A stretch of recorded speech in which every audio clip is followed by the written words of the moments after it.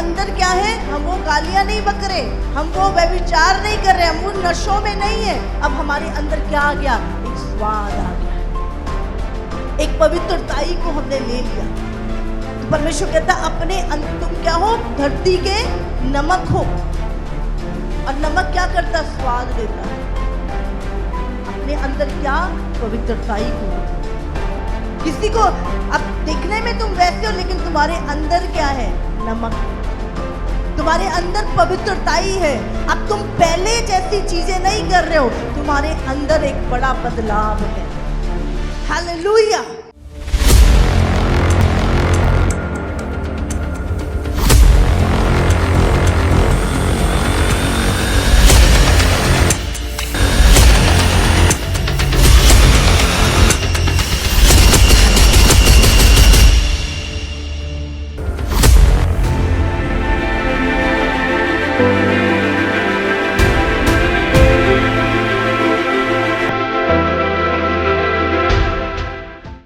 वो चीजें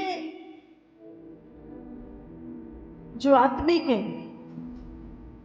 वो आप आत्मिक रीति से समझ सकते हो। सफेद वस्त्र, हाँ, आज हम फिजिकली में सफेद वस्त्र हमें समझ में आ रहा है। सफेद वस्त्र, इन वस्त्रों के ऊपर अगर दाग लगाओ, हाँ, दूर से दिखता नहीं दिखता। परमेश्वर ने हमें कौन से वस्त्र पहनाए हैं, सफेद वस्त्र। उसने हमें धार्मिकता के वस्त्र दिए, सफेद वस्त्र दिए। उसे लाल काले नहीं, सफेद वस्त्र पहनाए। और सफेद एक ऐसा रंग है जिसपे एक छोटा भी डॉट अगर लग जाए तो वो दूर से दिखाई देता है। तो परमेश्वर ने हमें वो पवित्रताई के वस्त्र पहनाए हैं, हमें धार्मिकता के वस्त्र पहनाए हैं। तो परमेश्वर का एक वचन मत्ती 5 में लिखा, तुम पृथ्वी के नमक हो, परंतु यदि नमक का स्वाद बिगड़ जाए तो वो फिर किस वस्तु से नमकीन किया जाएगा, फिर वो किसी काम का नहीं, केवल इसके कि बाहर फेंका जाए और मनुष्यों के पैरों तले रौंदा जाए। कई बार हमारे सफेद वस्त्रों में रंग चढ़ जाता है, हाँ? और क्या होता है, वो उतरता नहीं। अभी हमारे किसी कपड़े को रंग चढ़ गया, मैंने बोला अब इसका कुछ नहीं हो सकता।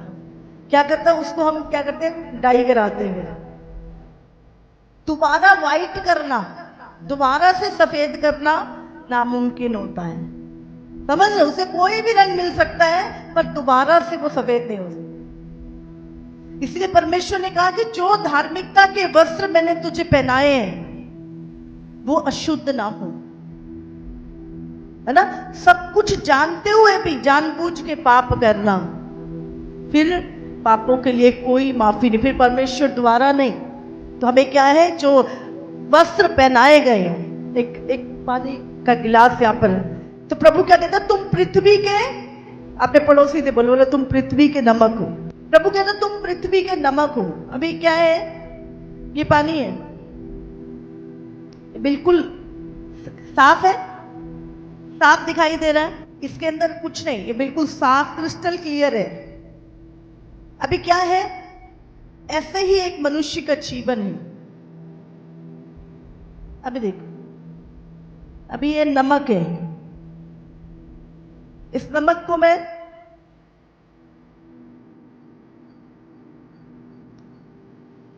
अभी इस पानी को देखो, अभी ये साफ है, बिल्कुल साफ है, कुछ दिख तो नहीं रहा इसके अंदर, दिखाई दे रहा है कुछ, कुछ नहीं, ये अभी भी क्लियर है। कुछ बदला इसमें, कुछ बदला, क्या बदला इसका। अब अगर हम इसे पिए तो क्या बदल गया इसका, अभी क्या हो गया, खारा हो गया, है ना। ये क्या हो गया, इसके अंदर स्वाद आ गया है। इसी तरह परमेश्वर क्या कहता है, तुम पृथ्वी के नमक हो। अभी देखने में हम पहले जैसे ही सकल वकल सब ऐसी है, लेकिन अब हमारे अंदर क्या आ गया, स्वाद।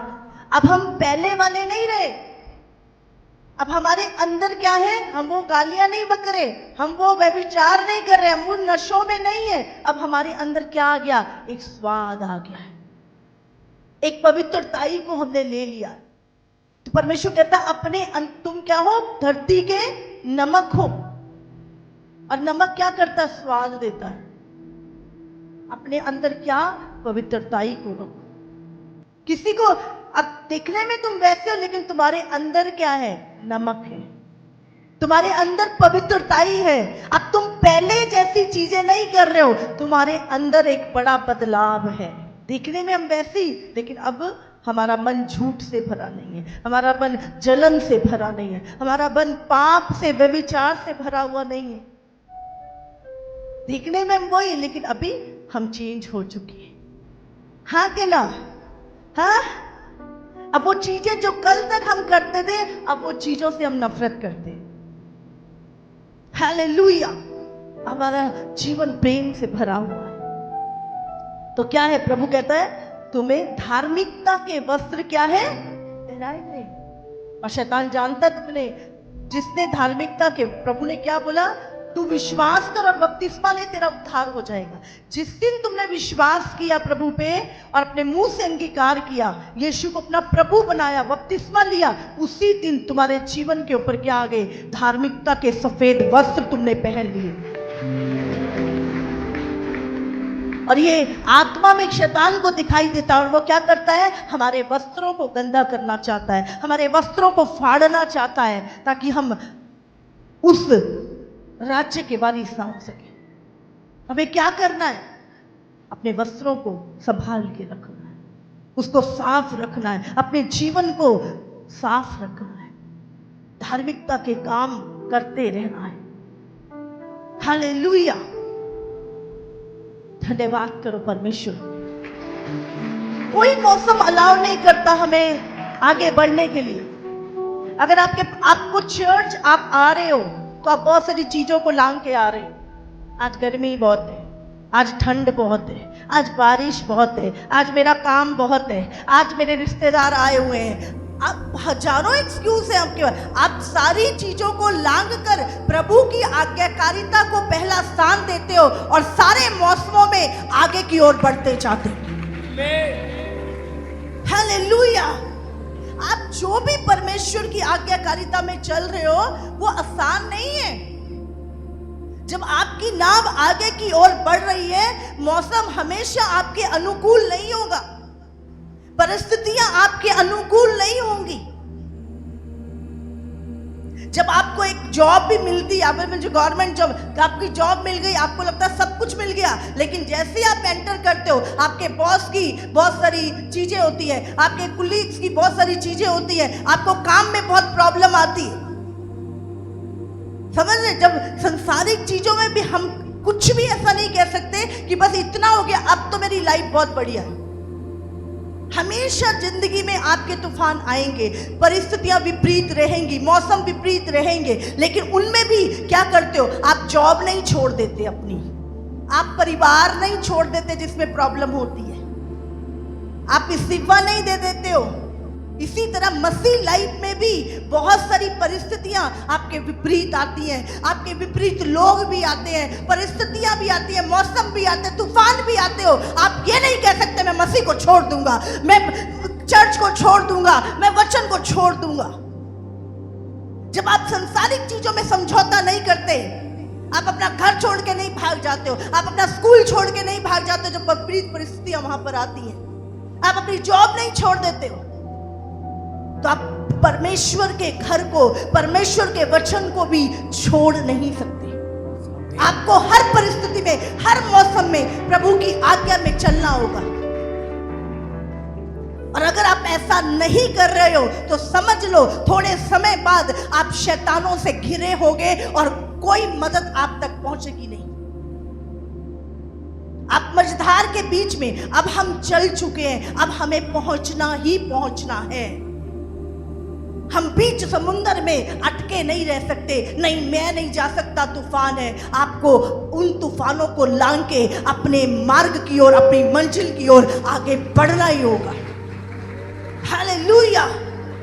और कभी परिस्थितियां हमेशा आपके साथ अनुकूल नहीं होती। विपरीत परिस्थितियों में हम नहीं कहते बस हम नहीं, अब ये नहीं होगा। आज कलीसिया चल रही है, चीजें चल रही है, हजारों बोझ है, परिस्थितियां हमेशा हमारे, आप दुष्ट के अगर किंगडम में रह रहे हो, शैतान का, तो परिस्थितियां हमेशा विपरीत होती हैं। लेकिन क्या चलना छोड़ दे? क्या आगे बढ़ना छोड़ दे? बहुत सारे लोग छोड़ देते हैं। फिर वो मत उम्मीद कीजिए जो परमेश्वर ने आपके लिए रखा है। आप मंजिल पर पहुंच के ही, आप तूफानों को लांग के ही प्रभु की प्लान में चल सकते हैं। हालेलुया। हमें बोझ देने वाला नहीं, बोझ उठाने वाला बनना है। हालेलुया। जब आप प्रभु के साथ चलना छोड़ते हो ना, आप पता क्या होता है, आप बोझ बन जाते हो। लेकिन जब आप प्रभु के साथ चलते हो और परमेश्वर की विल में चलते हो, आप बोझ लेते हो प्रभु के, आप बोझ उठाते हो प्रभु के।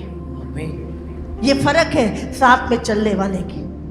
जब आप आगे बढ़ते हो, आप किसी लेके जा रहे हो, आप बोट को लेके जा रहे हो, आप लोगों को लेके जा रहे हो, आप तूफानों में निकल रहे हो। प्रभु ने हमें धार्मिकता के वस्त्र इसलिए पहनाए हैं ताकि हम उसके सत्य के काम कर सके। तो तुम क्या हो? प्रभु क्या कहता है? पृथ्वी के तो अपने अंदर स्वाद रखो। हालेलुया। आप सबको जय मसीह की। इसी तरह से परमेश्वर के और सामर्थी और अद्भुत प्रकाशनों को अपने जीवन में ग्रहण करने के लिए हमारे YouTube चैनल को सब्सक्राइब करें ताकि हर एक वीडियो का नोटिफिकेशंस आप तक पहुंच सकें। हालेलुया।